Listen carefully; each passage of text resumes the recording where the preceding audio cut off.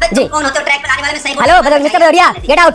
Mister Bhadauria, get out. Party का कोई, अरे सुन लीजिए भदौरिया जी, समाजवादी पार्टी का कोई नेता अभी तक पीड़ित परिवार से मुलाकात करने क्यों नहीं गया? अरे एक ही बार पूछ रहे हो बार-बार यार, क्योंकि आप एक ही बात का बार-बार जवाब नहीं दे रहे हो ना। आप चापलूसी बंद करेंगे तब तो जवाब दूंगा ना। चापलूसी हम नहीं करे भदौरिया जी, चापलूसी आप लोग करते होंगे और तभी यहाँ तक पहुँचे हैं, समझ रहे हैं? तो आपके सर्टिफिकेट की जरूरत हमको नहीं है, मैं टोक रहा हूँ। अभी तक समाजवादी पार्टी का कोई नेता पीड़ित परिवार से मुलाकात करने क्यों नहीं गया? आप ईमान क्यों बेच चुके हो अपना, इतना मुझे बोलने नहीं दे रहे हो। एक रेप के आरोपी के बचाव में पूरी पार्टी उतर आई और आप कह रहे हैं कि ईमान बेच दिया है। आप बोलिए, ट्रैक पर आकर बोलिए, आपके सर्टिफिकेट की मुझे जरूरत नहीं है। चुप रहो, तुम चुप रहो, गेट आउट, गेट लो, हटाओ इस आदमी को विंडो से। नमस्कार दोस्तों, स्वागत है आपका। आप देख रहे हैं द भारत डिबेट। दोस्तों, आज की डिबेट होने वाली है न्यूज एंकर अमित शुक्ला और समाजवादी पार्टी के प्रवक्ता अनुराग भदौरिया के बीच में। दोस्तों, अयोध्या रेप केस में जब न्यूज एंकर ने समाजवादी पार्टी प्रवक्ता से पूछा कि अभी तक आपकी पार्टी का कोई भी नेता पीड़ित से मिलने क्यों नहीं गया, तो दोस्तों यह सवाल सुनते ही अनुराग भदौरिया न्यूज एंकर को सरकार की चापलूसी करने वाला बताने लगा। दोस्तों, उसके बाद न्यूज एंकर ने पहले इसे बढ़िया से लताड़ा और उसके बाद फिर डिबेट से भगा दिया। दोस्तों, वीडियो बहुत मजेदार होने वाला है, इसलिए आप लोग से अनुरोध है कि प्लीज वीडियो को अंत तक देखिएगा। चलिए दोस्तों, मेन डिबेट को स्टार्ट करते हैं। चलिए शुरू करते हैं। जब इस तरह का उनको मजहबी बुखार चढ़ता है तो वो पिछड़ा दलित नहीं देखते, वो सिर्फ ये देखते हैं कि एक मजहब का व्यक्ति, चाहे वो अपराधी हो चाहे बलात्कारी हो, उसके पक्ष में वो खड़े होते। और मुझे लगता है योगी आदित्यनाथ की सरकार में उनकी ये भेद पूरी तरह खुल चुका है। जब माफियाओं पे बुलडोजर चला तो वो सामने आ गए, जब बलात्कारियों पे बुलडोजर चला तो वो सामने आ गए। और ये भारतीय जनता पार्टी लगातार कहती रही है, सरकार में चेहरे भले ही बदले हो, मुलायम सिंह हो या अखिलेश यादव हो, ये सरकार अपराधियों के सहयोग से, बलात्कारियों के सहयोग से ही उन्होंने चलाई। और यही बात देखिए, तो हर अपराधी के साथ खड़ा हो जाना, चाहे अतीक अहमद हो, चाहे मुख्तार अंसारी हो, चाहे आज ये मोइन हो। और रही बात बलात्कार की, तो हमेशा कहा, उनके पिताजी कह गए, लड़के हैं गलती हो जाती है। और मुझे लगता है उस जमाने में मोहित लड़का ही रहा होगा, वो चाचा की उम्र का हो गया, उससे गलती हो गई और बचाने के लिए अखिलेश जी सामने आ गए, क्योंकि पिताजी की कई बात पर समाजवादी पार्टी चल रही है और वो बचाने के लिए खड़े कि डीएनए टेस्ट हो जाए। अरे भाई, उनके काल में बहुत सारे बलात्कार हुए, एक में भी डीएनए टेस्ट कराया हो बता दे। तब उन्होंने अपनी बिरादरी के, पिछड़ों की अन्य बिरादरी के, दलित बिरादरी के, जहां कहीं भी अल्पसंख्यक चेहरा दिख गया वहां वो बदल जाते हैं और उन पर एक अजब सा बुखार चढ़ जाता है। फिर वो ना पार्टी देखते, ना मर्यादा देखते, ना सीमाएं देखते, ना समाज देखते, ना देश देखते, ना प्रदेश देखते हैं। ओके, इसका है 2 महीने से मां दौड़ रही थी और आप उसको न्याय नहीं दिला पाए, समाजवादी दोषी हो गई। अब आप बोल, देखिए आप बोल रहे थे, मैं नहीं बोल रहा था, आप बोल रहे थे, मैं नहीं बोला। मेरा पूरा सवाल सुन लीजिए फिर बात करिए। देखिए अनुराग जी, मैं सब्जी मंडी में नहीं बैठा, अरे वाह, बधाई आपको, मैं इस तरह से डिबेट नहीं कर सकता। 2 महीने से आप मेरी बात सुनिए, उसका जवाब दीजिए। आप क्यों मिलकर आज करना चाहते हैं?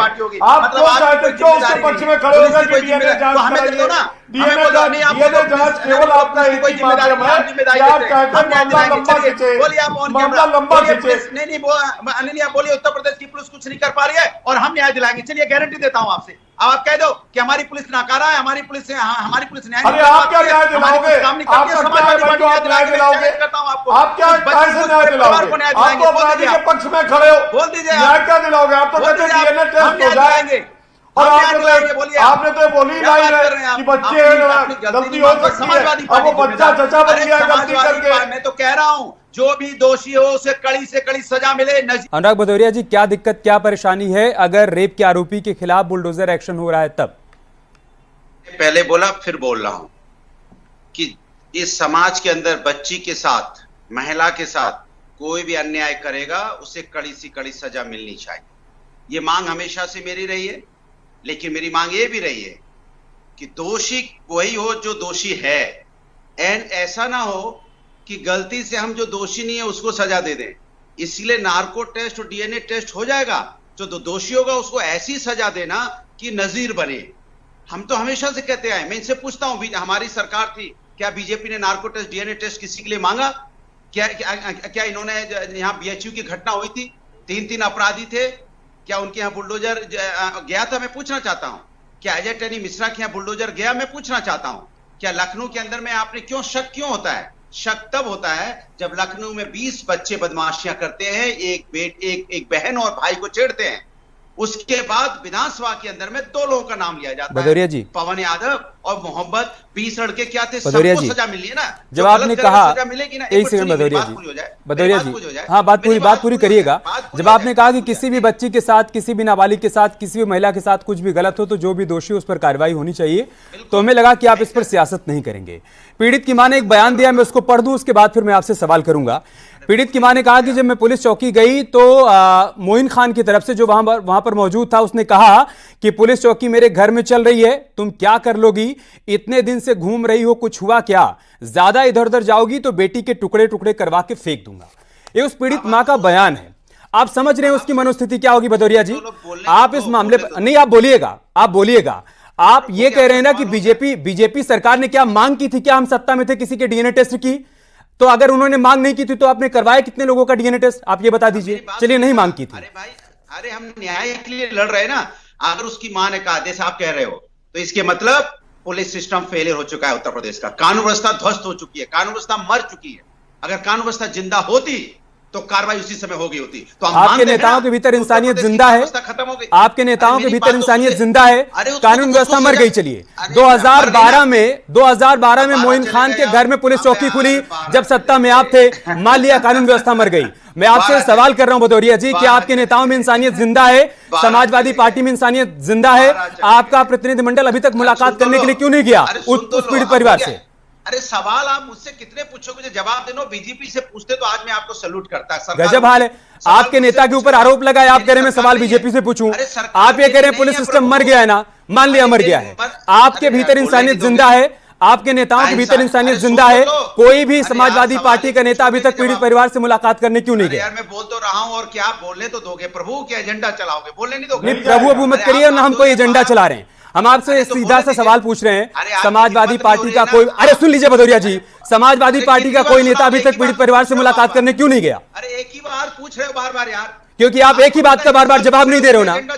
आप एक ही बात का बार-बार जवाब नहीं दे रहे हो। सवाल पूछ रहे हो, आप एक ही बात का बार-बार जवाब नहीं दे रहे हो, और जवाब दे रहा हूं ना, तो दीजिए जवाब ना। क्यों नहीं गए मुलाकात करने? दूंगा ना। आप चापलूसी बंद करेंगे तब तो जवाब दूंगा ना। चापलूसी ओपलूसी हम नहीं कर रहे भदौरिया जी, चापलूसी आप लोग करते होंगे और तभी यहां तक पहुंचे हैं, समझ रहे हैं? तो आपके सर्टिफिकेट की जरूरत हमको नहीं है, हम किसी की चापलूसी करके यहां तक नहीं पहुंचे। मैंने, छोड़ दीजिए चापलूसी और 1 to 1 मत करिए। मैं आपसे सीधा सा सवाल कर रहा हूं, आप लोग मुलाकात करने क्यों नहीं गए? आप मुझे बोलने दीजिए, होगी ना सवाल, हो गया। आप तो नहीं है सवाल। अरे बोलिए महाराज। कोई है तो नहीं, एक आध सवाल और हो तो फिर बीच में टोकोगे ना, इसलिए कह रहा हूं। आप उल जलूल बोलेंगे तो टोकूंगा। नहीं, उल जलूल नहीं बोल रहा हूं। सरकार भारतीय जनता पार्टी उल जलूल है, कानून व्यवस्था भारतीय जनता पार्टी के पास उल जलूल है। फिर टाल गए ना आप, फिर टाल गए। मैं फिर आपको टोक रहा हूं, अभी तक समाजवादी पार्टी का कोई नेता पीड़ित परिवार से मुलाकात करने क्यों नहीं गया? बोलने नहीं दे रहा हूं। नहीं, उल जलूल है जो मैं बोल रहा हूं। मैं जो चैलेंज करता हूं, उल जलूल हो तो आप जो कहोगे मैं हार जाऊंगा। सरकार बीजेपी की नहीं है क्या? अरे मैं जो सवाल कर रहा हूं उसका जवाब दीजिए ना। अभी तक समाजवादी पार्टी का कोई नेता मुलाकात करने क्यों नहीं गया पीड़ित परिवार से? आपने आरोपी को पार्टी से बाहर क्यों नहीं निकाला? बोलने क्यों नहीं दे रहे हो भाई? बोलने क्यों नहीं दे रहे? और किसको बोलने दे रहा हूं? आपको ही तो बोलने दे रहा हूं ना। आपने, आप ईमान क्यों बेच चुके हो अपना? इतना मुझे बोलने नहीं दे रहे हो। अरे किसने ईमान बेचा है भदौरिया जी, आप अच्छी तरीके से जानते हैं। किसने ईमान बेचा है आप अच्छी तरीके से जानते हैं। नहीं, आप कह रहे हो एक रेप के आरोपी के बचाव में पूरी पार्टी उतर आई और आप कह रहे हैं कि ईमान बेच दिया है। सरकार रेप के एक आरोपी के बचाव में पूरी पार्टी उतर आई और आप कह रहे हैं ईमान बेच दिया है। मेरी बात तो सुनो, हर ईमान आप बेचे पड़े हो, बोलने नहीं दे रहे हो। ईमान मोइन खान ने बेच दिया है और उसके बचाव में जो लोग उतरे हैं उन्होंने बेच दिया भदौरिया जी। अवधेश प्रसाद के साथ उठ रहा है, बैठ रहा है, खा रहा है, पी रहा है, और समाजवादी पार्टी का कोई नेता अभी तक पीड़ित परिवार से मुलाकात करने नहीं गया। आप ज्ञान दे रहे हैं हमको, ठीक है, ओके। आप उल जलूल बोलोगे तो हम नहीं बोलने देंगे आपको। समाजवादी पार्टी अभी तक पीड़ित परिवार के पास क्यों नहीं गई? दिखा रहे हो कि आप बोलने नहीं दे रहे हो। आप सरकार की चापलूसी कर रहे हो, क्योंकि सरकार को बचाना चाहते हो। आप सरकार की, मुझे तरस आ रहा है आपके ऊपर भदौरिया अंकित करना चाहते जी। जो लोग देख रहे होंगे इस वक्त ना, वो भी हैरान होंगे। एक सीधे से सवाल का आपसे सीधा सा जवाब नहीं दिया जा रहा है। अनुराग भदौरिया, एक सेकंड ठंडक रखिए, आप ही बोलिएगा, आप ही बोलिएगा। मैं फिर से सवाल को पिरो रहा हूं।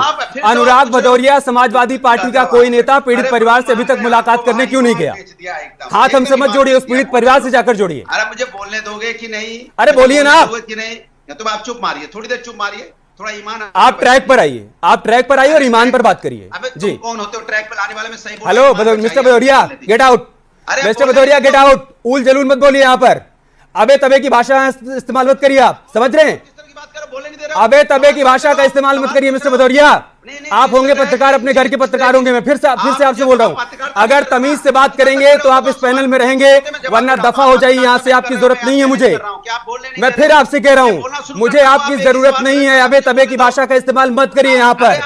मैं फिर बता रहा हूं आपको, अबे तबे की भाषा का इस्तेमाल मत करिए। आप बोलिए ट्रैक पर आकर बोलिए। आप बोलिए ट्रैक पर आकर बोलिए। आपके सर्टिफिकेट की मुझे जरूरत नहीं है। चुप रहो, तुम चुप रहो। गेट आउट, गेट लॉस्ट, हटाओ इस आदमी को विंडो से। दोस्तों आज का ये वीडियो आप लोगों को कैसा लगा, आप लोग कमेंट सेक्शन में अपनी राय जरूर लिख सकते हैं। साथ में आप लोग अगर आप चैनल पे नए हैं तो चैनल को सब्सक्राइब एंड वीडियो को लाइक जरूर कर दीजिएगा। दोस्तों हमेशा आप लोगों के लिए लाता रहता हूँ लेटेस्ट डिबेट वीडियो। चलिए दोस्तों मिलते हैं कोई और लेटेस्ट डिबेट वीडियो में, तब तक के लिए जय हिंद, जय भारत, वंदे मातरम।